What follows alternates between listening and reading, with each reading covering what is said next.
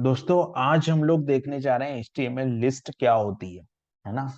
तो HTML list क्या करती है? HTML list allow web developer to group a set of related items in list. मतलब अगर आपको एक group set of group item बनाना है तो आप एक लिस्ट क्रिएट कर सकते हो HTML के अंदर।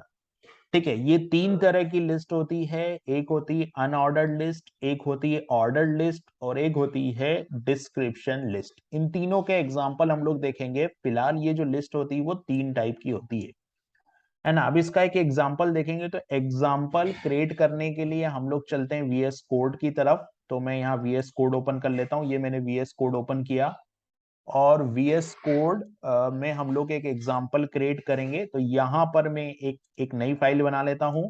तो मैं एक नई फाइल बना लेता हूँ। यहाँ पे मैंने लिखा example6.html। ठीक है, ये मैंने एक नई फाइल बना ली और जो डिफॉल्ट कोड जनरेट होता है HTML का वो मैंने यहाँ पर जनरेट कर लिया। अब यहाँ पर मैं लिख देता हूँ पहले कि एन अनऑर्डर, है ना। एक ऑर्डर लिस्ट होती है, एक होती है अन और अनऑर्डर्ड लिस्ट। तीन लिस्ट होती है, एक होती है ऑर्डर्ड लिस्ट, एक होती है अनऑर्डर्ड लिस्ट और एक होती है डिस्क्रिप्शन लिस्ट। तो पहला जो एग्जांपल मैं बनाने जा रहा हूं वो बनाने जा रहा हूं अनऑर्डर्ड लिस्ट का। तो मैंने यहाँ पर लिखा एन अनऑर्डर्ड HTML लिस्ट, इसको मैंने कॉपी किया और यहाँ पर मैंने पेस्ट किया एन अनऑर्डर्ड। और एन अनऑर्डर्ड में जाके यहाँ पर HTML लिस्ट है, ये मैंने लिख दिया एन अनऑर्डर्ड HTML लिस्ट है।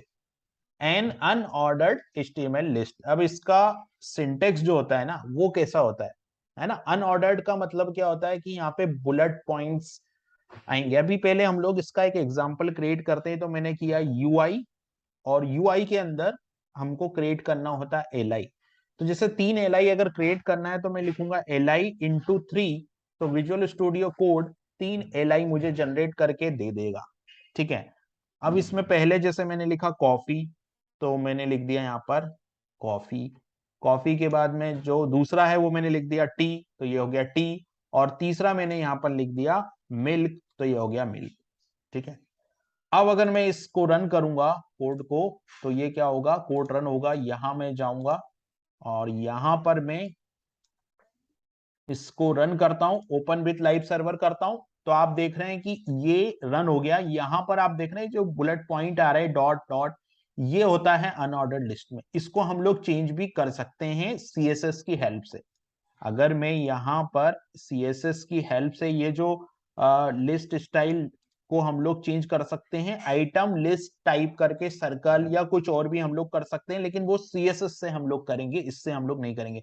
तो ये होती है अनऑर्डर्ड लिस्ट। ठीक है, ये जो लिस्ट स्टाइल टाइप है ये चेंज कर सकते हैं। डिस्क की जगह सर्कल भी रख सकते हैं हम लोग, या हम लोग यहाँ पर ब्राउजर एलिमेंट पे जाके ये चेंज करके देख लेते हैं। तो ये जैसे LI है, LI में मैंने यहाँ पे लिखा कि लिस्ट स्टाइल टाइप, और यहाँ पर अगर मैं सर्कल कर दूंगा तो ये सर्कल हो जाना चाहिए। तो ये सर्कल हो गया, आप देख रहे हैं यहाँ पर ये सर्कल हो रहा है।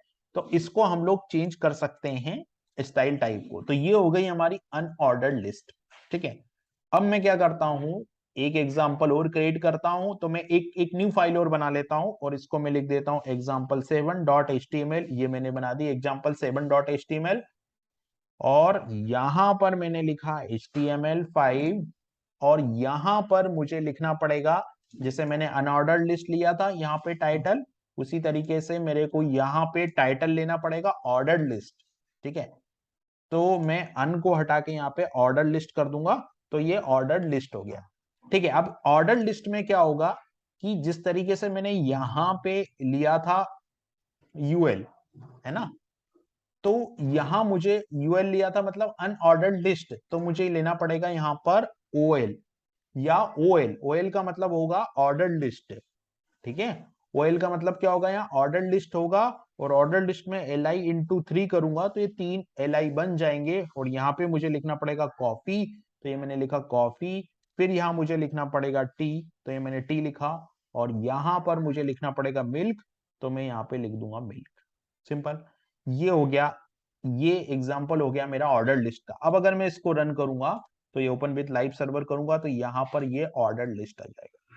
ठीक है, अब इसके अंदर भी स्टाइल टाइप होता है, जैसे यहां पर कॉफी मैंने रखा लिस्ट स्टाइल आइटम, है ना, आइटम लिस्ट, यहां पर डेसिमल है, तो और भी स्टाइल टाइप यहां पर होते हैं।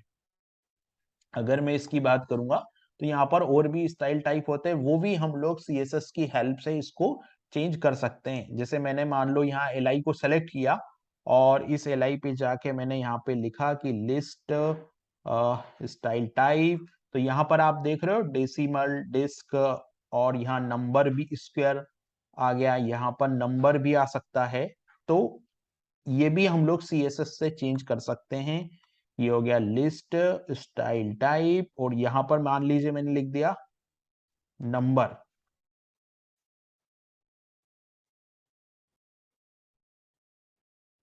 ये नंबर भी हो सकता है, रोमन भी हो सकता है, तो एक होता है रोमन। ये हम लोग CSS में इसको देखेंगे, क्योंकि दोनों लिस्ट के लिए अलग अलग स्टाइल टाइप हो सकते हैं। तो ये हो गया हमारा अनऑर्डर्ड लिस्ट के लिए, और एक प्रॉपर्टी हो जाती है हमारी ऑर्डर्ड लिस्ट के लिए। तो ये हमारी ऑर्डर्ड लिस्ट है, और जिसमें डेसिमल आता है, डेसिमल है। अगर आप यहाँ पर इसका स्टाइल टाइप चेंज करो, चेक करोगे तो ये डेसिमल है, लेकिन CSS की हेल्प से, ये दोनों ही CSS की हेल्प से हम लोग चेंज कर सकते हैं। उसके बाद में जो तीसरी लिस्ट हमारी आती है वो होती है HTML डिस्क्रिप्शन लिस्ट। तो इसके लिए मैं विजुअल स्टूडियो कोड में जाता हूँ और यहाँ पर एक और एग्जाम्पल क्रिएट करता हूँ। तो मैंने लिखा example a डॉट HTML, और यहाँ पर HTML का जो डिफॉल्ट कोड है वो मैंने जनरेट कर दिया। अब मैं यहाँ पर जाऊंगा और एक एक कोड और मैं क्रिएट करूंगा यहाँ पे, और वो रहेगा मेरा डिस्क्रिप्शन लिस्ट के लिए, है ना। तो जो डिस्क्रिप्शन लिस्ट है वो, उसका भी एक एग्जांपल मैं क्रिएट कर देता हूँ यहाँ पे बॉडी में मैं जाता हूँ, और यहाँ पे HTML description list, HTML description list के लिए यहाँ पे आएगा DL। तो मेरे को DL बनाना पड़ेगा, और DL बनाने के बाद में DT आएगा, यहाँ पर एट्रीब्यूट DT रखना पड़ेगा। DT में मैंने जैसे रखा यहाँ पर कॉफी, तो ये हो गया मेरा कॉफी।